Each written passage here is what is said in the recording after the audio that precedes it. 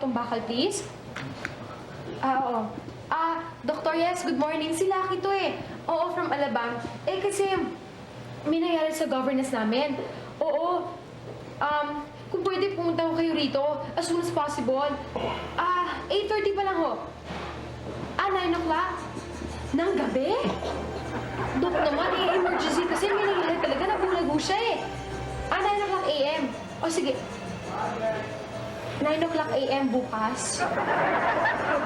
Dok naman. Ha? Busy kayo? Pero try nyo na lang. O sige. Okay, bye-bye. Thank you. Tawag pa kaya ako. Ano sa isa?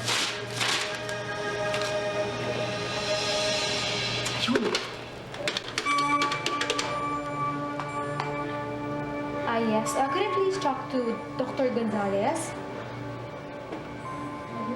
Yes. Good morning, Dr. Speedy Gonzalez.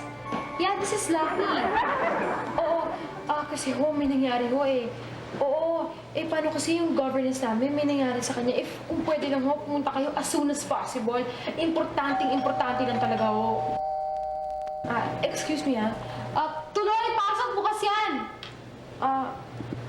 Oo, kasi kanina nag-uusap lang kami, no? A few minutes ago, tapos biglang wala na siyang nakita, biglang nabulag raw siya. Kailan ba nangyari ito? Kanina nga lang mga a few minutes ago, siguro mga 15 minutes ago. Baka meron naman tumama sa kanyang ulong mabigat na bagay. Tumama? Wala naman In fact, magkausap kami, walang nangyari, tapos biglang dumilim na lang yung paningin niya. O baka naman may tumusok sa kanyang mga mata. I don't think so. Wala. Kausap namin siya ng matino kanina eh. Beno, nasa siya ngayon? Dr. Speedy! Sabi mo nagmamadali ka eh. Oo nga, no? Sige, tara. You better come home, Speedy Gonzales. Higa. Andale. Arriba. Dok, nandito yung pasyente. Dok! Naunahan niyo pa ako? Di ba kanina nasa likod lang kayo? Nagmamadali tayo. 500. 500? Dok naman, ang bilis-bilis naman ang check-up. Wala pang 5 seconds, mabilis pa yung usap natin kanina sa phone eh. Dok! Mami ko to eh! Kailangan pagkikihan niyo naman ng paggagamot. Kailangan makakita siya. Dahil kahit magkano, handa akong tumawad! Diyan na kayo. Kukuha ko ng juice. Ikaw ba pasyente? Oo. Hindi!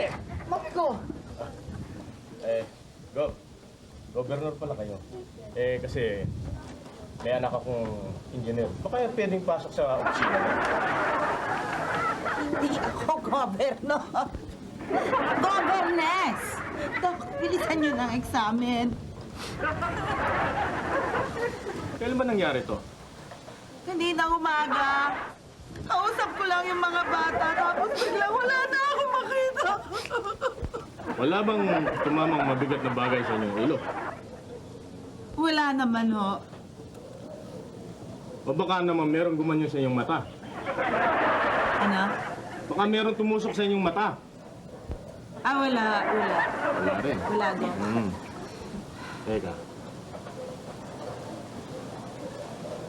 Ano nakikita mo? Saan? Lahat. Wala ho, Dok. Wala. Umiinom ba kayo ng mga vitamins? Oo. Regular ho yan. Pero meron ho akong nararamdaman, Dok eh. Ano yun? Yung pabango nyo ho, medyo joban ba yan? Luma na ho. Nag-expire na yata yung date. Sensya ka na. Malaki yung nabili ko kasi. May natitira pa. Sayang naman kung di ko ubusin. Sorry, Joseph. 1960 pa ho yung tatak na. Ito yung juice mo. Juice!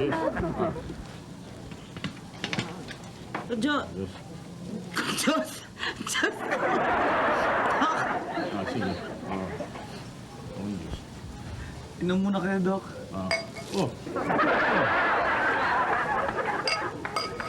Hindi. Tama na. Ayos na. Puno na, Dok? Puno na. Una na mami pa na. Meron pa ho kayong itatalo? Sandali. Mas maganda, dadalhin ko kayo sa ospital para bigyan ng test.